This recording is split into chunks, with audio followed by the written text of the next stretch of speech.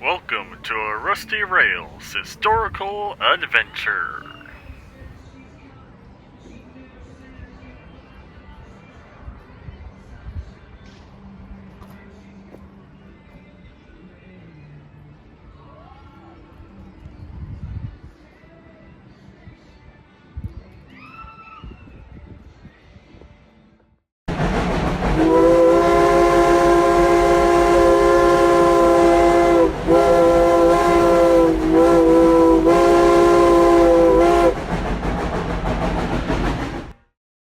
August 24th and 25th, 2024, we made a trip to Tweetsie Railroad for their Heritage Weekend event.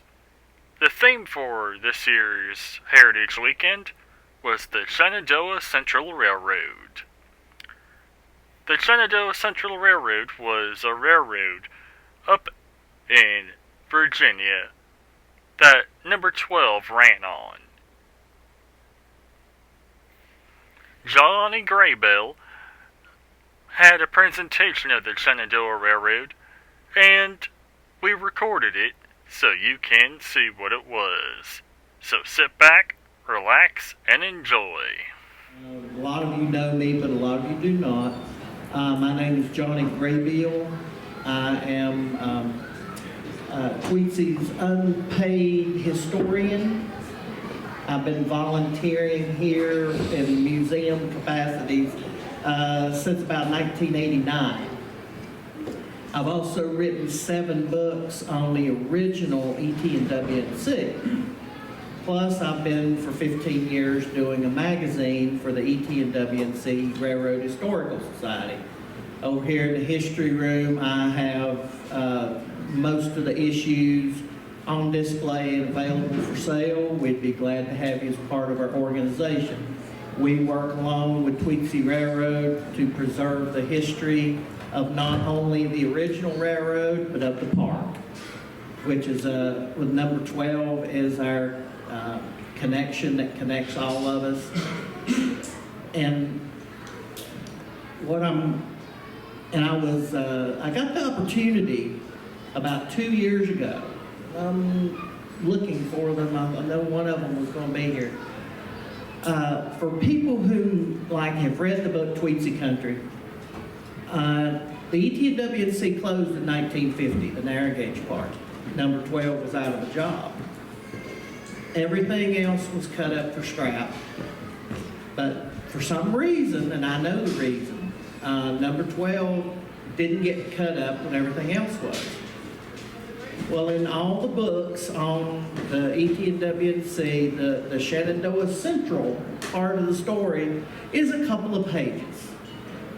Well, I got in touch with a gentleman through Facebook, thank you, dear Lord, for Facebook,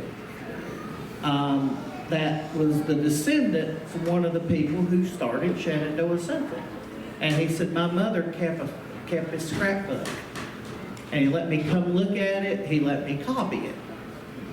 I also was informed that one of the other sons had donated a bunch of correspondence at James Madison University, and they graciously copied that stuff for me.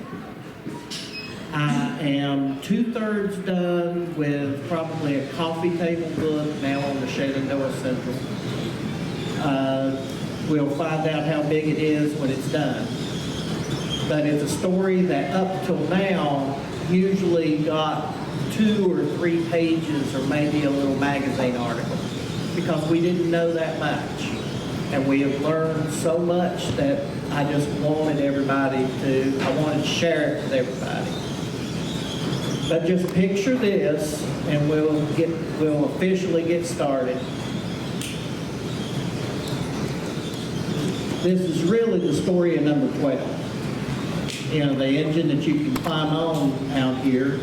They found out a week ago there was a problem in the firebox, so instead of her running today, she's there for everybody to enjoy in a different way.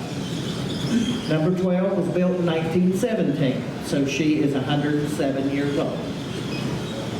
This is a picture from 1925. She was in a big wreck in 1925, tore up the whole front end. And some railroads would have scrapped her, but they fixed her and put her right back into service. And over the next, from 1925 to 1950, just was one of a half a dozen engines that ran back and forth between Johnson City and Boone every day. There was nothing special about number 12. If anything, the crews didn't like her because she ran rough. Partially, I think, because of the wreck she was in. So if they had a choice, they said, oh, give us 12. The good part of that is that 12 didn't get as worn out as all the others did. This is a nice color picture from the late 40s. And she ran up until 1949. Number 11 ran the last trains in 1950. And in October of 49, they backed her into this engine shed and closed the doors. The railroad closed. All of it was going away.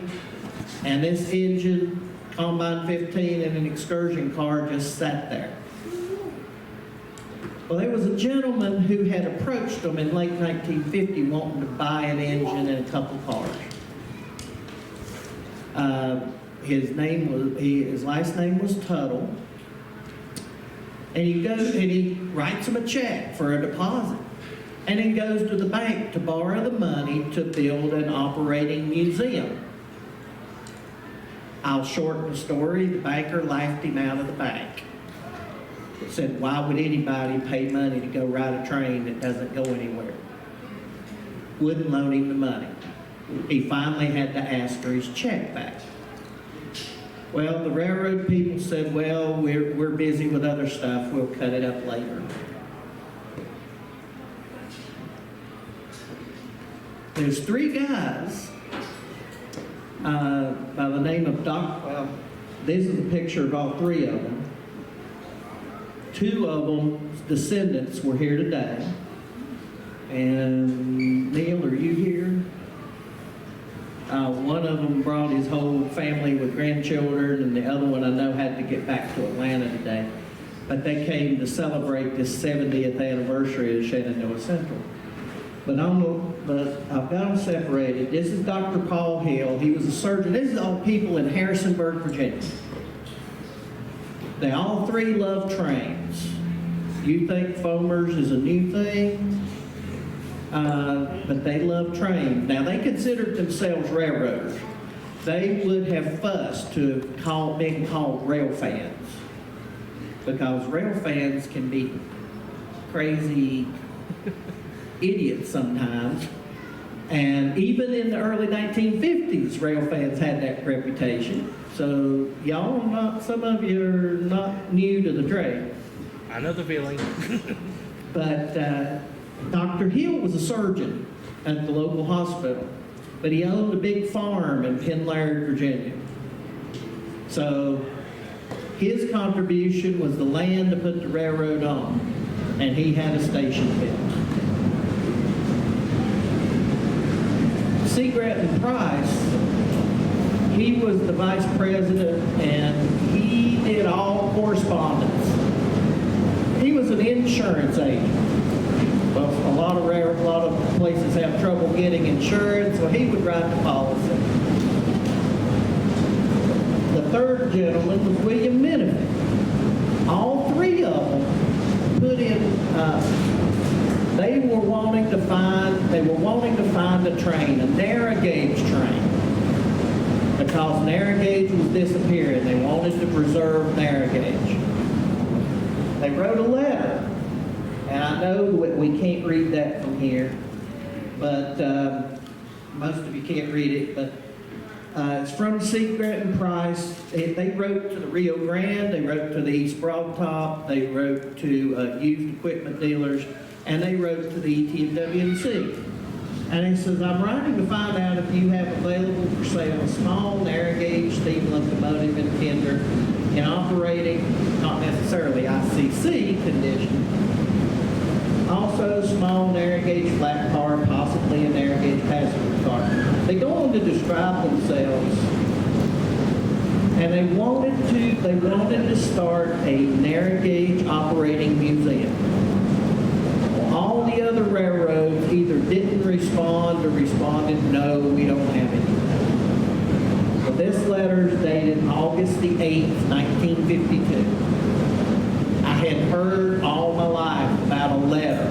I never knew the date. Now I know the date. The railroad gets the letter, takes their time, responded to them, and says, "Oh yeah, we've got an engine and a couple of cars," and they named a pretty good price for it because you always start out high, when you offer something for sale. And I think they asked $4,000 for the engine, and in 1952 dollars, that was a lot of money. $4,000 for the engine, $1,500 for the combine, $500, but it's $6,000. So they came and looked at it. They jumped in their car, drove down within a day or two, came and looked at it. And of course was trying to figure out, well, we don't have all that much money. What can you do? Well, they were in Virginia, and they found out that the president of the railroad was in Philadelphia. They went to see the president of the company. The vice president had quoted them the price. They went over his head and said, "Can you do us a deal?" And the president wanted to see the stuff preserved, and he went to the board and got the price cut by two-thirds. So from $6,000 to $2,000. They come up with, they gave them some prices for getting the engine back in running shape and painting it and loading it and all that stuff. It's going to be $3,100. It took till December to get the deal done. They couldn't find rails to put down on their farm. They went everywhere, and it was very high. So they tried and they about gave up on the deal. If the railroad hadn't extended the option for a month, they would have given up on it. But they found a friend of theirs who owned the railroad said, "I'll buy a new rail and loan you the old." So they went ahead, formed Shenandoah Central Railroad as a corporation, wrote a check for the stuff, and this is number 12, loaded on December 15th, 1952. The two cars had been loaded and left the day before. This is the last time number 12 was in Tennessee. She's not been back since. They get her up to the farm, and they made a big deal about bringing Tweetsie up the mountain in 1957.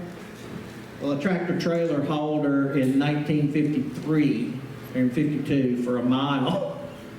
So it wasn't the first time 12 had been hauled by a truck. But they put it on the ground, and there's nothing there. This is in December of 52. These guys, everybody wants a train set for Christmas. These guys, it was delivered the day before Christmas, and they unloaded it the day after Christmas. These guys got a full-size train for Christmas. And doggone, they were happy with it. Now, of course, there was problems to do. And you see, that's the three pieces of equipment. Combine 15 was here until 1998. The excursion car 11 was here into the 70s. So all of this stuff came to Tweetsie years later, but I'm getting ahead of myself.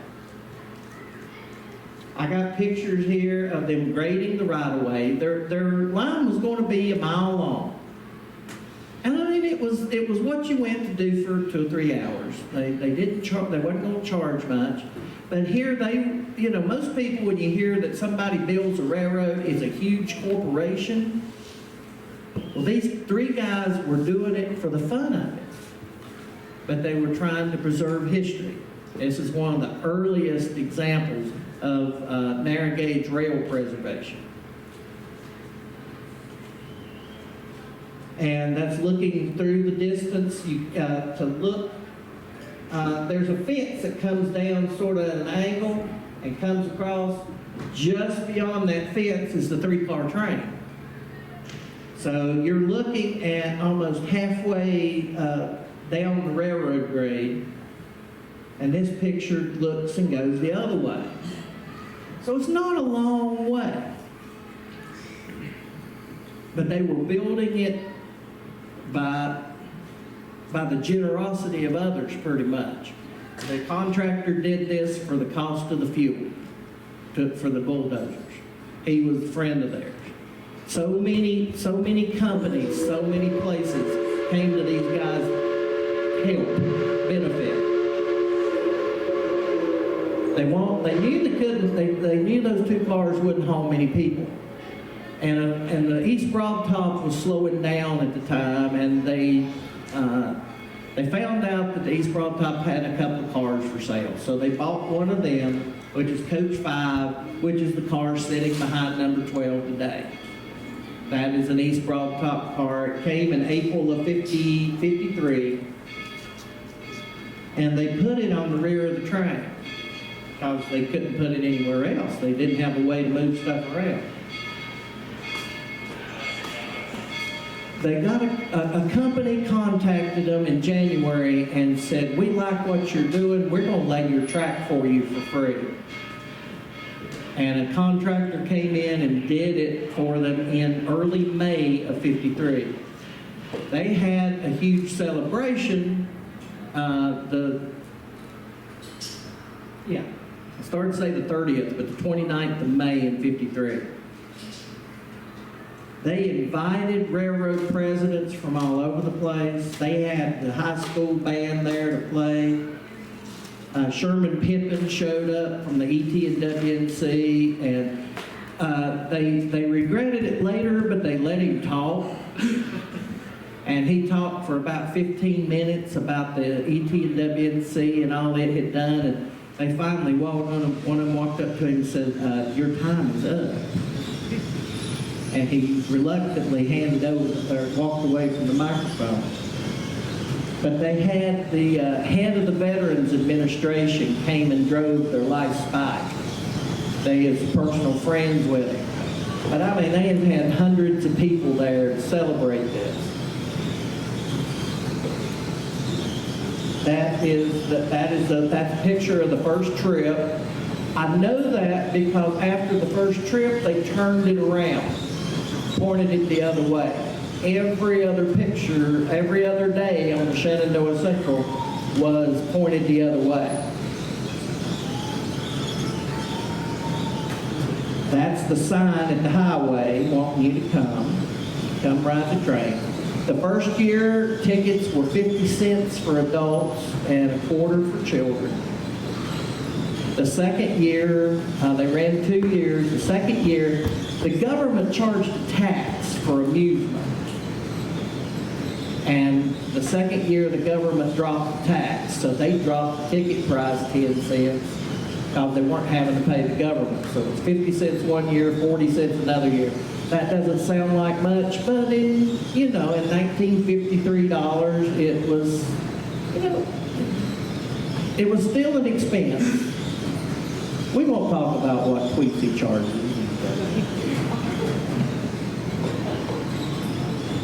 But this is a picture of Engineer Price at the throttle. I mean, these people are as thrilled as they can be because their dream has come true. Yeah, they bought themselves a train for Christmas, and they got to run it all summer long. That's a nice side view that lets you see parts of the steam engine you don't normally see. Projected, it looks a little better on the screen because you can see all the brake rigging and everything under the tender. All the little details and the relief there. and they just ran back and forth. They backed down. They had a picnic area. They called it Central Park. I don't know if that's after New York City or just a park. It's picnic ground. Sort of like what Tweetsie did here the first year. He went up to a picnic ground up where the holdup is now, and then backed back. Well, they backed down there, and I was kidding the son of the engineer a while ago. I said, every time he went back fast. I mean, he'd pull that throttle open and he'd go so that you could enjoy the train ride. So that's them charging up the grade. They've come from the left in the distance. When they put in the track, they put in a circle to turn around. Well, the first day they found out that circle's pretty tight. So they didn't use it anymore after the first day because it was just too tight a circle for the flanges. But that gives you a little impression of the speed they like to go up that track. I mean, it's sort of like the crew used to do here when the 5 o'clock train goes out. And when you go out of town and you know it's the last trip around, the last trip's always a little faster than every other trip is because they're going home after this. This is the colors of the first year. And the ET&WNC had painted their stuff before it left. And the East Broad Top had painted their coach before it left. But it didn't really match. So they got through the first year. In the second year, they had some post office guys come to them and said, you know, that combine you're pulling has a post office section in it. Said, let us do an envelope, a cover, and sell those covers. And then you postmark, we will come and we will postmark them on that first trip. And, you know, it will generate interest for your train. And it did. They sold about 2,500 of these. And I own at least one of them. I think I may have 2 of them. The first one, let me see here. They handed it up in a mail bag like it was the first thing. The lady with the big microphone, she was from a local radio station, and I've got a recording of her doing the interview that day. And she didn't know what any of it was. I mean, typical media person, you know, that is trying to act interested, don't know any of the things you're talking about. So she is there trying to be excited. Well, the guys get to doing the mail, and I don't know if those are fake mustaches or not, but they sure look fake to me. But they're holding up the very first one they stamped, because the first one went to President Eisenhower and his wife. And on the original picture, I was able to blow it up enough to actually read they sent it, they mailed it to the White House. Whether the president actually saw it or not, I don't know. But they tried. But this is the colors from the second season. They paid to have everything painted.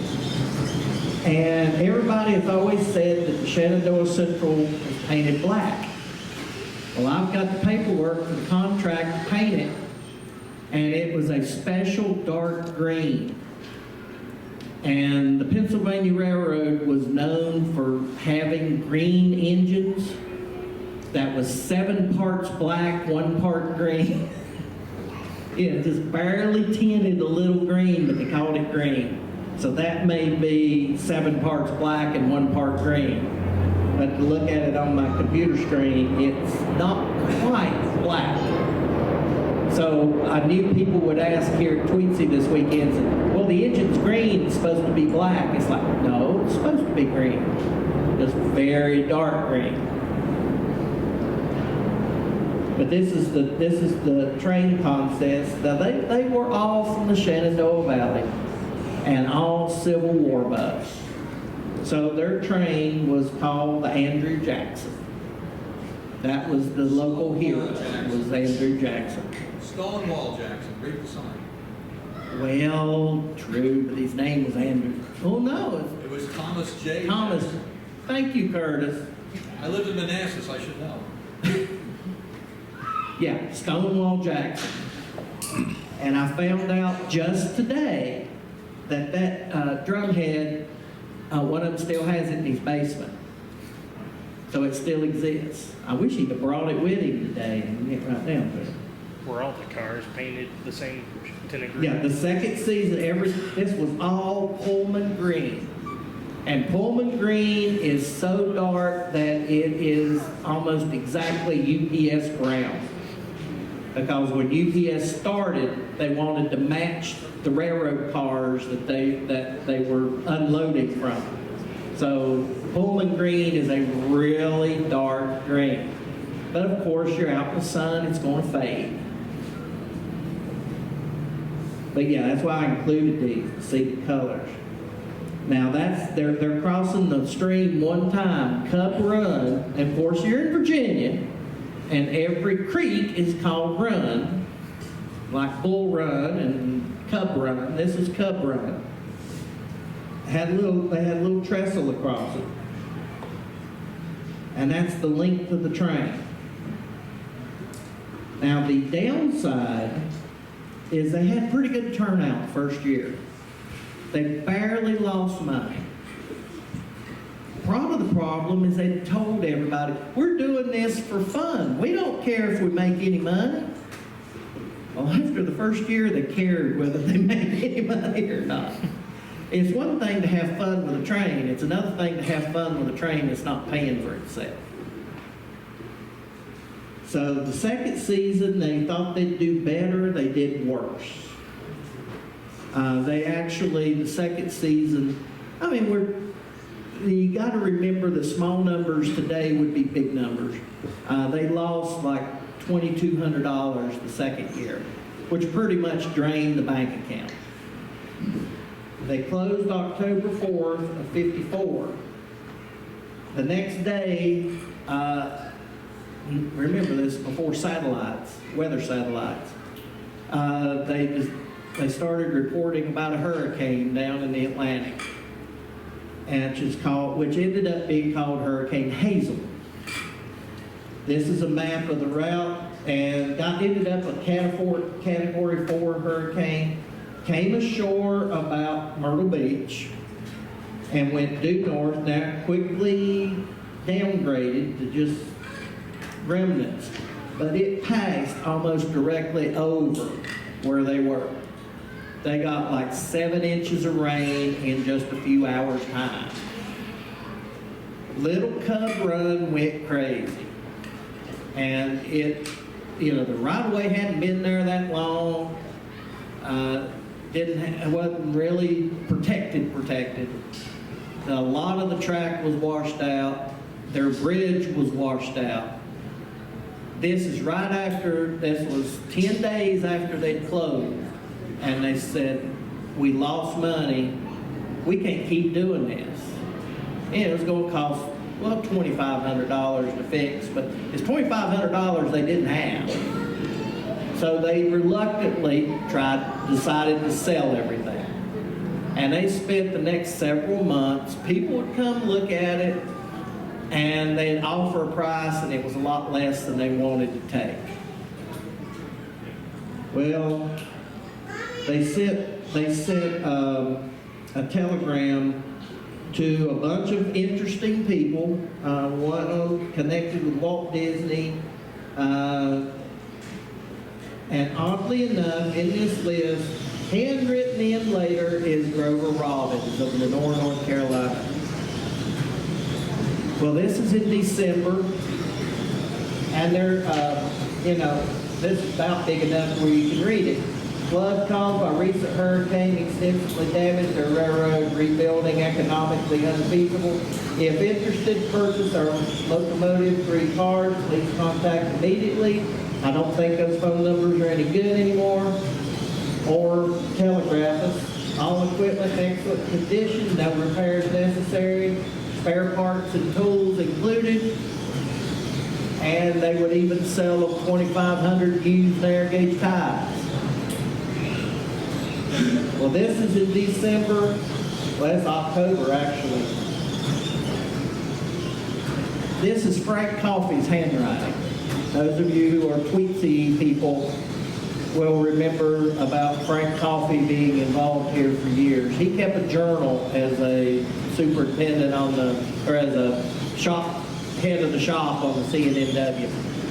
And he wrote here on Saturday, April 16th, he went with Grover Robbins up to Virginia to look at equipment.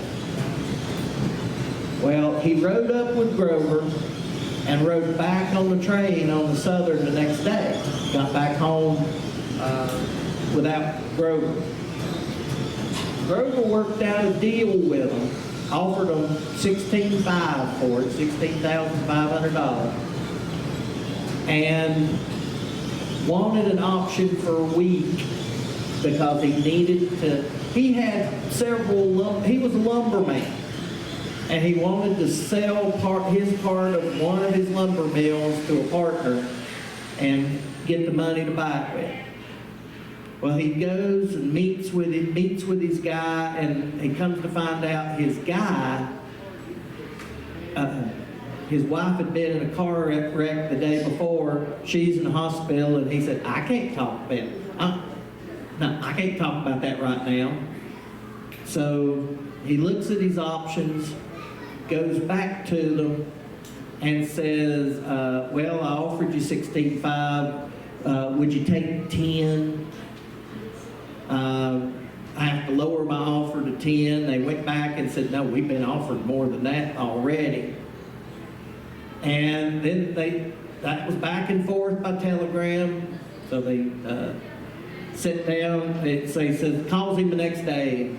He just explained it. Well, it's going to cost me more to get land in North Carolina than I thought it was going to cost. He said, but this was, and it gotten all the way to Thursday. And he said, can I bring the family up Saturday and look at it, and we'll talk a deal? Okay. But, if somebody else buys it, what Grover didn't know. I mean, this is Thursday morning. It hadn't sold in 6 months. It'll still be there in 2 days. What Grover didn't know. That's Grover. There's not good pictures of Grover. He did not like being in the spotlight. But on the 19th, which was, like Wednesday, they get a letter from Gene Autry. They had people reaching out, trying to sell the train to a Hollywood studio so it could be in movies. Well, a friend of theirs sent a letter. They knew somebody in Autry's office to send it to. Gene Autry writes them a letter and says, I understand you've got a train for sale.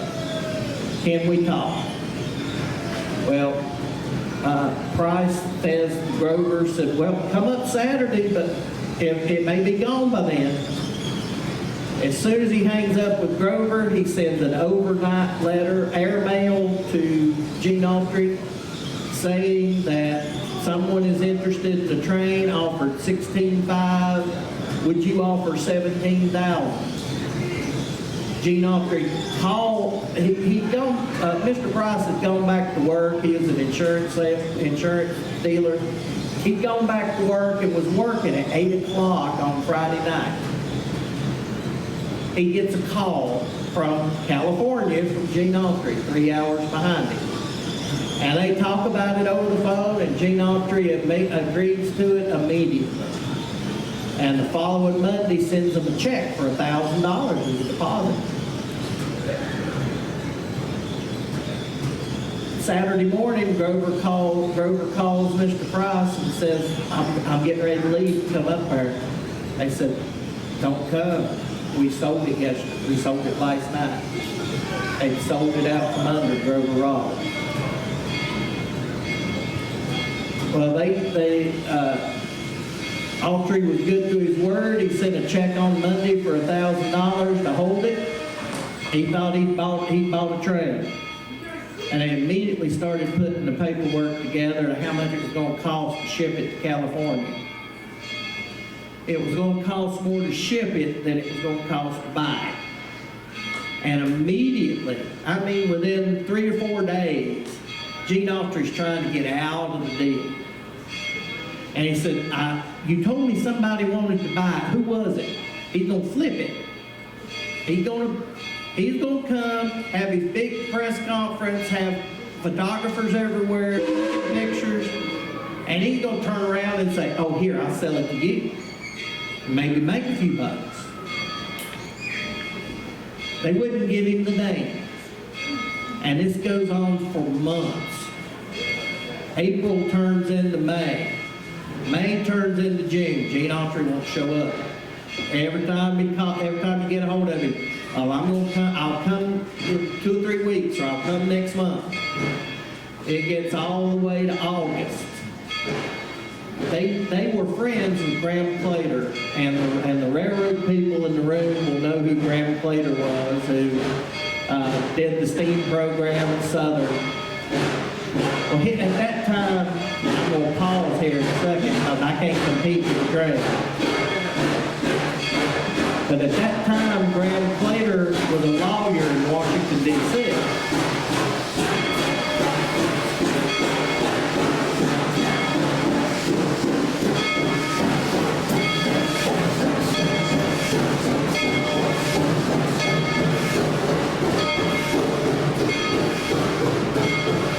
So they came up with a plan. Graham Plater wrote a very nice letter representing the Shenandoah Central saying, if you don't come pay for this engine, we're going to sue you, and you're going to lose big.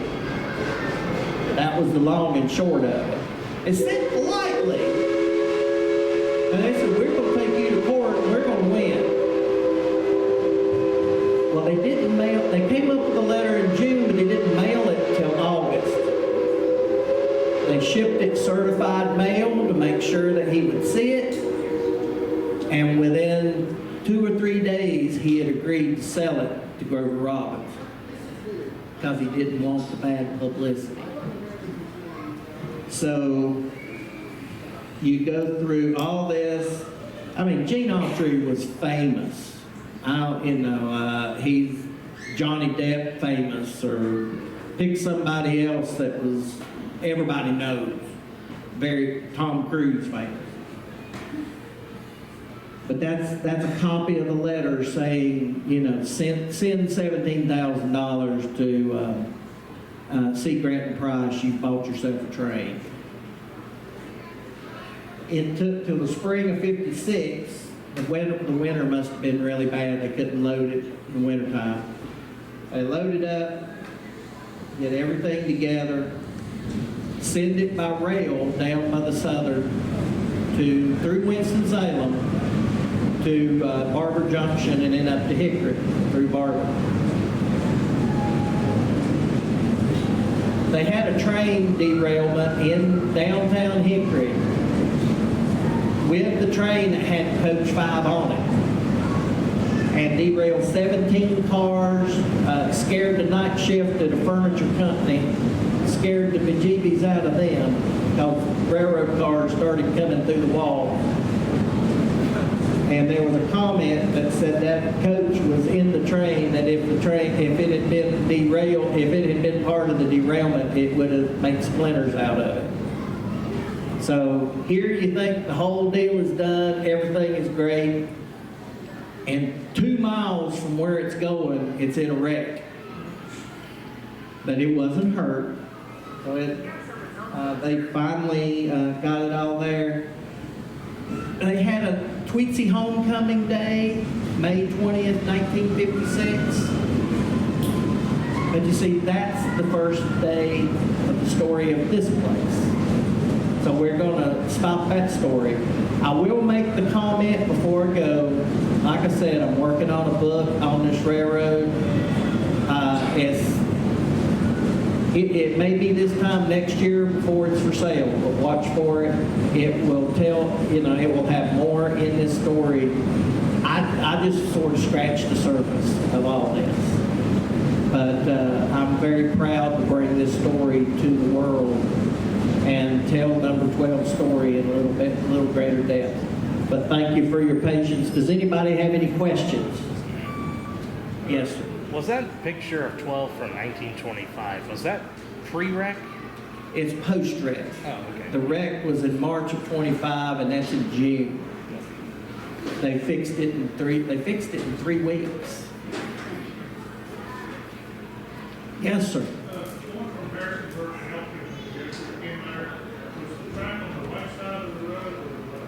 Going through Penn Laird, it was on the right-hand side. Yeah. When they four-laned the road, they took part of the right-of-way when they four-laned the road. So there is a Tweetsie Lane in Penn Laird, and that crosses to go over to the doctor's house. That is sort of up at the end, you know, where I showed the fence coming down the side of the hill. That's up on the upper end of the railroad. I'm going in 2 weeks. I'm going to the National Narrow Gauge Convention, and I'm going to stop in Penn Laird to see what I can see. But to look at Google Earth, there's not much to see. And it's hard to tell that anything was ever there.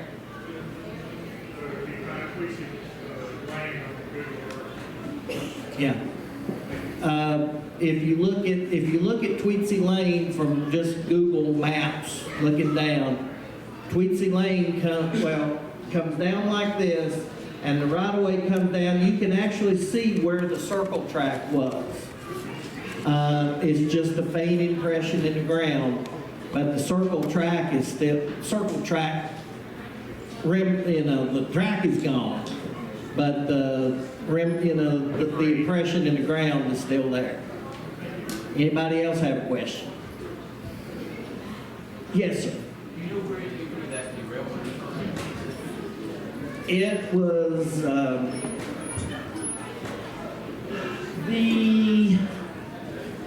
it's one of those little businesses that's right along the track. It's like 1409 Highland Avenue or something like that. It was between between Lenore Ride and Oyama Yard, because they backed the cars in the back of the train. They backed them up to Oyama Yard to wait for them to fix the train, which took about a day. Yeah, I'm ridiculous, so I'm sure I buy it all the time. I just wonder about where. Yeah, there's a lot of buildings there that were still there. But yeah, one lady was taken to the hospital. She was in, she got a little excited. But, you know, hopper car coming through the wall, that gets people excited too. Any other questions? Well, thank y'all for coming. Tell people around. I'll do this again at 3:30 and do it tomorrow as well. So thank you for coming. Now, let's take a look at Shenandoah Central, number 12.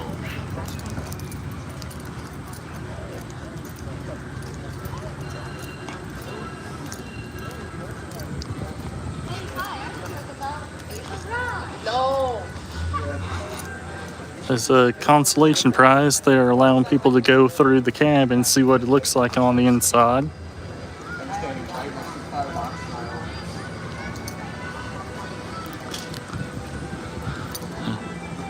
And for those of you who haven't been in Coach 5, this coach was built in the late 1800s. So let's head on inside.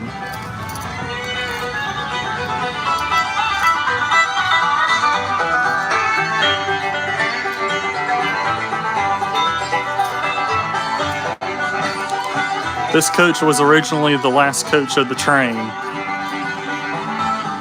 until 1990.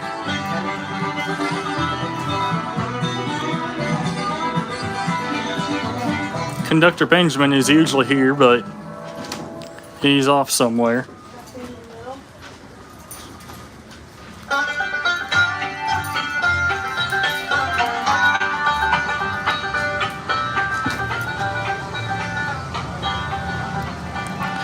There's a mountain of coal for the locomotives. Soon to be a little bit more of a mountain once they take the coal out of 12's tender.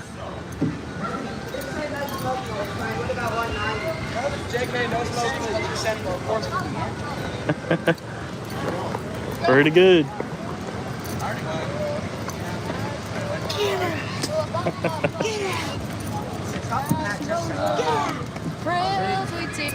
What's up? Hey Riley, leaving the coach number 5?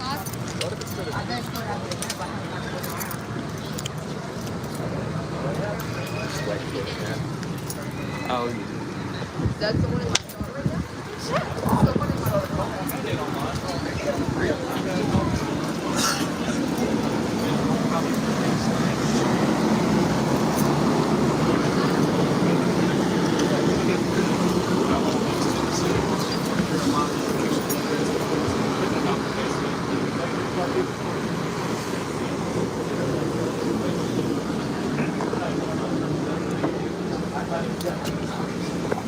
I've never been in it without a fire in it. A little different.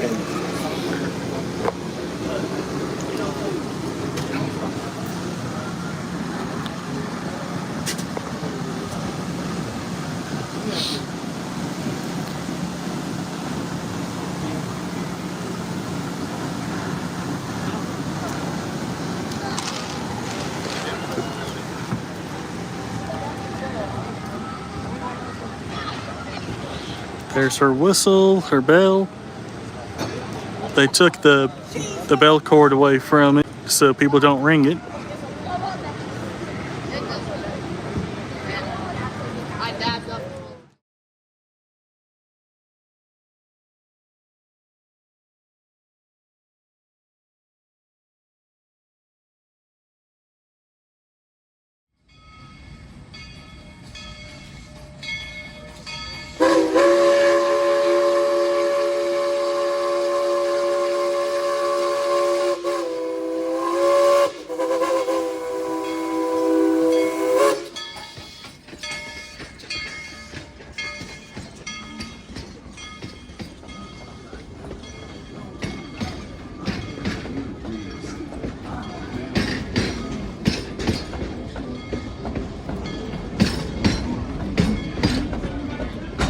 Once again, folks, please remember to remain seated until the train has come to a safe and complete stop. And the train car is finished rolling backward.